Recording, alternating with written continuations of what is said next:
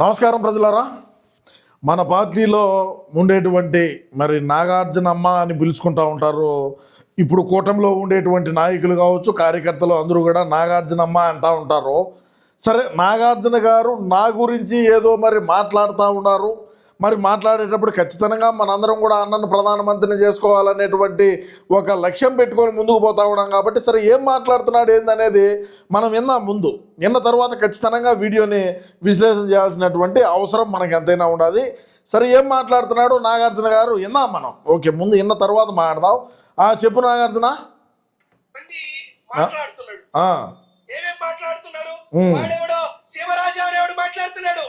వాడెవడో సీమరాజా అనే ముందు మీ నాయన్ని అడిగి తెలుసుకోండి నేను ఎవరు అనేది. ఎందుకంటే మీ నాయనకు బాగా తెలుసు నేనేంది, నా కథ ఏంది, నా వ్యవహారాలు ఏంది, నేను ఏ విధంగా అన్న కోసం అహర్నిశలో కష్టపడతాను.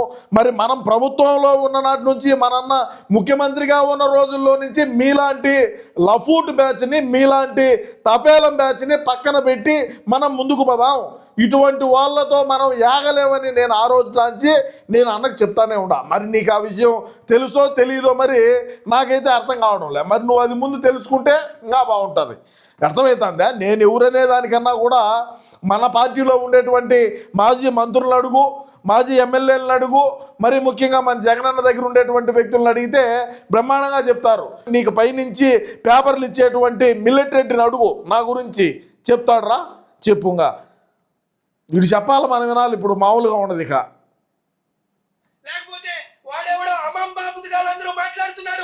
జగన్మోహన్ రెడ్డి గారి కుటుంబ సభ్యులని వచ్చినట్టు మాట్లాడేటువంటి ప్రతి ఒక్కరూ గుర్తు పెట్టుకోండి. ఓరే బోగు, ఓరే బఫూన్, ఓరే డకాయిట్, మన పార్టీకి సంబంధించినటువంటి వ్యక్తులే రాజన్నకు పుట్టినటువంటి బిడ్డను షర్మిలమ్మని ఏ విధంగా మాట్లాడుతున్నారు. ఆ రోజు ఏమి heritage ice cream, heritage kulfi ఏమన్నా నోట్లో పెట్టుకొని చీకుతా ఉన్నావా అని రాష్ట్రంలో ఉండేటువంటి ప్రజానికం అనుకునేటువంటి పరిస్థితి. మరి షర్మిలమ్మను మాట్లాడే రోజు ఎందుకు మాట్లాడాలా? షర్మిలమ్మ నువ్వు ఏ విధంగా మాట్లాడుండావు? షర్మిలమ్మ వ్యవహారాన్ని, షర్మిలమ్మకు రంకు కట్టి షర్మిలమ్మ కట్టుకున్న చీర గురించి మాట్లాడినటువంటి మన జగనన్న మరి ఆ రోజు ఎందుకు మాట్లాడాలా నువ్వు? జగన్మోహన్ రెడ్డి కుటుంబ సభ్యుల్ని, ఇంట్లో వాళ్ళు ఎవడు మాట్లాడినారు? ఇంట్లో వాళ్ళను మనం అధికారంలో ఉన్నప్పుడు అధికార మదం, అధికార అహంకారంతో ఏ విధమైనటువంటి వ్యాఖ్యలు చేసినాం. చంద్రబాబు నాయుడు గారి సతీమణి గారిని, మరి అదేవిధంగా లోకేష్ గారిని, పవన్ కళ్యాణ్ గారి పెళ్ళిళ్ళ విషయంలోనూ ఎందుకు ఆ రోజు నువ్వు మాట్లాడాలా? వాళ్ళ ఇంట్లో ఉండేది కుటుంబ సభ్యులు కాదా నాగార్జునమ్మ అని అడుగుతా ఉన్నా. దీనికి చెప్పు మే సమాధానం ముందో. నువ్వు ఒక దాన్ని వచ్చినావు ఈరోజు నీ గుడుగాల మాట్లాడేదానికి ఇంకెవరు లేనిట్ట. చెప్పు, నువ్వు చెప్పరా, చెప్పు. నువ్వేమి చూసి మాట్లాడుతున్నావురా? నువ్వు ఏమి చూసి మాట్లాడుతున్నావు అది చెప్పు. నువ్వు ఏమి చూసుకొని మాట్లాడుతున్నావు? నీ వెనక ఎవరు ఉన్నారని మాట్లాడుతున్నావు? ఎవరి ప్రోద్బలంతో మాట్లాడుతున్నావు? ఎవడు మాట్లాడమంటే మాట్లాడుతున్నావు? ఏమి మొప్పి పొందుదామని మాట్లాడుతున్నావు? ఏం పదవి కోసం మాట్లాడుతున్నావో చెప్పరా. అవులే చెప్పు, దీనికి సమాధానం చెప్పరా ముందు. ఒరే ఇంతకైతే మనకినే మనలో మనమాట ఆ హోటల్లో గట్టి చట్నీ వేయలేదని కొట్టింది వాస్తవా కాదా అనేది నువ్వు చెప్పరా. గట్టి చట్నీ కోసం హోటల్లో నడుపుకునేటువంటి వ్యక్తులను కొట్టినావు నువ్వు, పకోడీ గాడివి. నువ్వు ఈరోజు మైకి పెట్టి మాట్లాడటం నీ గుడుగా అలా చెప్పు. చంద్రబాబు నాయుడు మా వెనకాల ఉన్నాడు అనేటువంటి ధైర్యంతో మాట్లాడుతున్నారా? చంద్రబాబు నాయుడు గారు 56 రోజులు ఎక్కడ ఉన్నాడు అనేటువంటి విషయాన్ని మర్చిపోకండి. అంటే చంద్రబాబు నాయుడు గారు ధైర్యంగా, అంటే చంద్రబాబు నాయుడు మా వెనకున్నారని చెప్పి మీరు ధైర్యంతో మాట్లాడుతున్నారా అని చెప్పి ఈ పకోడీగాడు మాట్లాడుతూ ఉన్నాడే. ఒరే క్రమంగా చంద్రబాబు నాయుడు గారిని జైల్లో పెట్టామనేది రాష్ట్రంలో ఉండేటువంటి ప్రజానికానికి అందరికీ ఇక్కడ తెలుసు. ఏ విధంగా కక్షపూరితంగా ఆయన జైలు పాలు చేసినామనేది తెలుసు. ఒరే మన అన్నను చూసి మనం మాట్లాడుతున్నాం. ఒక ఆర్థిక నేరస్తుడు దొంగ షెల్ కంపెనీలు పెట్టి, దొంగ సూట్ కేసు కంపెనీలు పెట్టి లక్షల కోట్ల రూపాయలు ప్రజాధనాన్ని లూటీ చేసి డబ్బులు దొబ్బి 16 నెలల పాటు జైల్లో చెప్పకూడదు తిన్నటువంటి జగనన్న మన వెనకలు ఉన్నాడని మనం ఈ విధంగా రపరపాలు, మరి రకరకాలైనటువంటి మాటలు ఏవే పనిలో చేస్తున్నావే. అవినీతి మచ్చ లేకుండా ఉండేటువంటి నారా చంద్రబాబు నాయుడు గారి కార్యకర్తలు, తెలుగుదేశం పార్టీకి సంబంధించిన కార్యకర్తలు ఓళ్ళు ఏ విధంగా ఉంటారు? ఇక మన అన్న ఒక ఆర్థిక ఉగ్రవాదని పేరు ప్రఖ్యాతలు కాంచినాడు రా. దేశంలో ఏ ముఖ్యమంత్రి చేయనంత విధంగా అవినీతి చేసినాడు రా. దీనికి చెప్పరా బొగ్గా సమాధానము.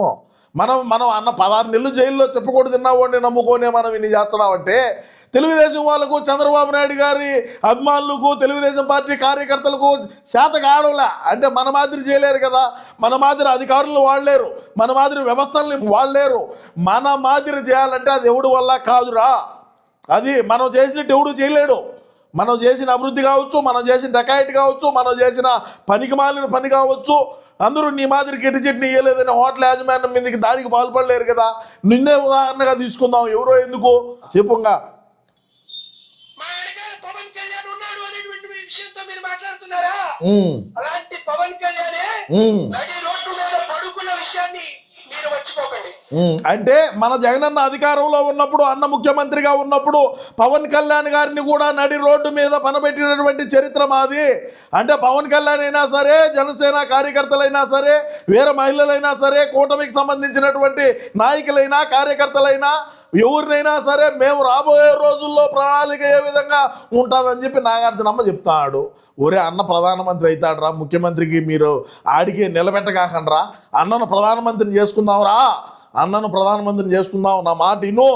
ముఖ్యమంత్రిగా 5 సంవత్సరాల పాటు మన రాష్ట్రంలో ఉండేటువంటి ప్రజానికం అందరూ కూడా చూసినారు అన్న పాలన, అన్న సంక్షేమం, అన్న ఏ విధంగా బట్టలు ఒత్తినాడు, ఏ విధంగా రాష్ట్రాన్ని అభివృద్ధి చేసినాడు, ఏ విధంగా రాష్ట్ర ఆదాయం పెంచినాడు, ఏ విధంగా పోలవరం కట్టినాడు, ఇరిగేషన్ ప్రాజెక్టులు ఏ విధంగా అయినాయి, రాష్ట్రంలో మౌలిక వసతులు ఏ విధంగా ఉన్నాయి, మహిళలకు ఏ విధమైనటువంటి భద్రత, రైతాంగం, విద్యుత్తు, అదేవిధంగా వైద్య ఏ విధంగా చేసినాడు, ఏంది కథ అని రాష్ట్రంలో ఉండేటువంటి ప్రజానికం అందరూ చూసినారు. డయర్ల కంపెనీని తరిమి తొప్పినటువంటి మనం ఇంకా రాష్ట్ర అభివృద్ధి గురించి, పెట్టుబడుల గురించి మాట్లాడితే ఇంకెన్నెన్నో మాట్లాడుకోవాలా. సరే ఈడేదో మాట్లాడు ఇందాం. చెప్పరా చెప్పు. నా వెనకాల నారా లోకేష్ ఉన్నాడు అని మీరు మాట్లాడుతున్నారా? అటువంటి నారా లోకేషే నడి రోడ్డు మీద కూర్చొని బావురమని ఏడ్చిన విషయాన్ని మర్చిపోకండి. అంటే కుటుంబ విలువలు ఉన్నాయి కాబట్టి నారా లోకేష్ ఏడిచాడరా. మా నాయన ఏ తప్పు చేయకపోయినా కూడా అక్రమంగా అరెస్ట్ చేసినారని చెప్పి నారా లోకేష్ భావోద్వేగానికి గురైనటువంటి మాట వాస్తవం. ఆ రోజు రాష్ట్రంలో ఉండేటువంటి ప్రజానికమే కాకుండా ప్రపంచవ్యాప్తంగా ఉండేటువంటి తెలుగు వారందరూ కూడా చంద్రబాబు నాయుడు గారిని అక్రమంగా అరెస్ట్ చేసిన దానికి బ్రహ్మాండమైనటువంటి నిరసనలు వ్యక్తం చేసినాడు అన్ని దేశాల్లో. మన బతుకేమున్నది, మనకు కుటుంబ విలువలు లేవు. కుటుంబం అంటే ఏంది, మరి కుటుంబ సభ్యుల విలువలు, విశ్వసనీయత, బొంగు బఫూన్ అని చెప్పి మాట్లాడే వ్యక్తి మన అన్న. మరి మనోడు జైలు పాలైతే కుటుంబ సభ్యులు కూడా వండేదిలే చూసేదనే స్థాయికి దిగజారినాడు రా మనన్న. వాళ్ళకు కుటుంబ విలువలు ఉన్నాయి. నారా లోకేష్ గారికి కుటుంబ విలువలు ఉన్నాయి కాబట్టి భావోద్వేగానికి లోనైనటువంటి మాట వాస్తవం. మన జగనన్న జైలు పాలైనప్పుడు విజయమ్మ గారు చేర్చలేదా, షర్మిలమ్మ వచ్చి ఆడసలేదా, అదేవిధంగా భారతిరెడ్డి వచ్చేవి ఆడసలేదా, వాళ్ళ బిడ్డలేవి ఆడసలేదా?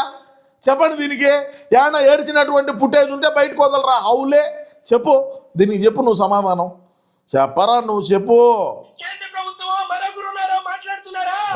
కేంద్ర ప్రభుత్వాన్ని కూడా గడగడలాడించి ఢిల్లీ పీఠాన్ని వణికించినటువంటి జగన్మోహన్ రెడ్డి గారిని మర్చిపోకండి. ఒరే ఇట్లా టెలివిజన్లు ఇచ్చే అన్న నీ పొద్దు 11కు నాగిచ్చారు. రాబోయే రోజుల్లో ఎన్ని వచ్చాయేమో తెలియదు.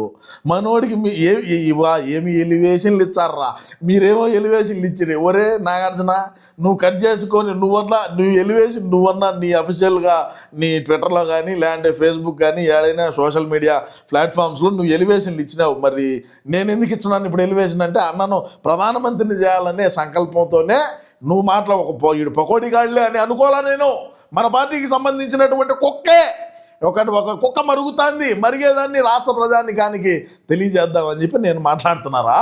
చెప్పు. కేవలం అధికారం లేదనేటువంటి ఏకైక కారణంతో జగన్మోహన్ రెడ్డి గారిని, జగన్మోహన్ రెడ్డి గారి కుటుంబ సభ్యులని మీరు నీచంగా మాట్లాడుతున్నారు కదా. ఎవరు మాట్లాడాల? జగన్మోహన్ రెడ్డి గారి కుటుంబ సభ్యుల్ని ఎవరు మాట్లాడినారా? ఎవరు మాట్లాడినారు?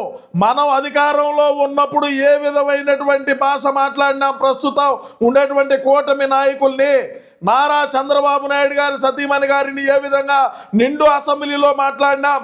నారా లోకేష్ గారి గురించి ఏ విధమైనటువంటి వ్యాఖ్యలు చేసినాం? జనసేన అధ్యక్షులు పవన్ కళ్యాణ్ గారి గురించి, ఆయన చేసుకున్నటువంటి పెళ్ళిళ్ళ గురించి, ఆయన చట్టబద్ధంగా విడాకులు ఇచ్చి పెళ్లి చేసుకుంటే వాటి మీద ఎటువంటి వ్యాఖ్యలు చేసినాం? ఏ విధమైనటువంటి భాష మాట్లాడినాం? సాక్షాత్తు సభలు పెట్టి మన అన్న జగన్ అన్నే మాట్లాడినాడు రా ఆయన గురించి. షర్మిలమ్మ కట్టుకున్న చీర గురించి అన్న మాట్లాడినాడు రా. హౌలే తెలుసుకోరా బోకు, తెలుసుకొని మాట్లాడమ్మా. చెప్పు. వచ్చిన రోజు వచ్చినప్పుడు, అమ్మా అధికారం అనేది వచ్చినప్పుడు ఆ. ఖచ్చితంగా కుక్క కాటికి ఆ. చెప్పు దెబ్బలాగా ఆ. వైఎస్ఆర్ కాంగ్రెస్ పార్టీ ఆ. ఖచ్చితంగా స్పందిస్తున్నటువంటి విషయాన్ని మీకు మనవి చేస్తూ చెయ్యి. మనవి చేయరా, నువ్వు మనవి చేయాలా, నువ్వు మనవి చేయి, ఇంకా ఏమైనా చేయి. నేను ఒకటే తెలియజేస్తా ఉన్నా రాష్ట్ర ప్రజానికానికి, మా నాగార్జునమ్మ లాంటి వాళ్ళు రాబోయే రోజుల్లో 100 మంది పుట్టుకొని వచ్చారు. మనం అందరినీ కూడా వాళ్ళు మాట్లాడేటువంటి మాటల్ని మనం విశ్లేషణ చేసి మనం అన్నను ఖచ్చితంగా ప్రధానమంత్రిని చేసేదాకా మన ఈ పోరాటం కొనసాగుతూనే ఉంటుంది. నా ఈ పోరాటంలో ఖచ్చితంగా మీరందరూ కూడా సహకరిస్తారని మనస్ఫూర్తిగా కోరుకుంటూ, ఏది ఏమైనప్పటికీ నాగార్జునమ్మ చేసినటువంటి వ్యాఖ్యలు ఏవైతే ఉన్నాయో వాటిపైన మీ యొక్క అమూల్యమైన అభిప్రాయాన్ని తప్పకుండా కామెంట్ రూపంలో తెలియజేయండి. నమస్కారం.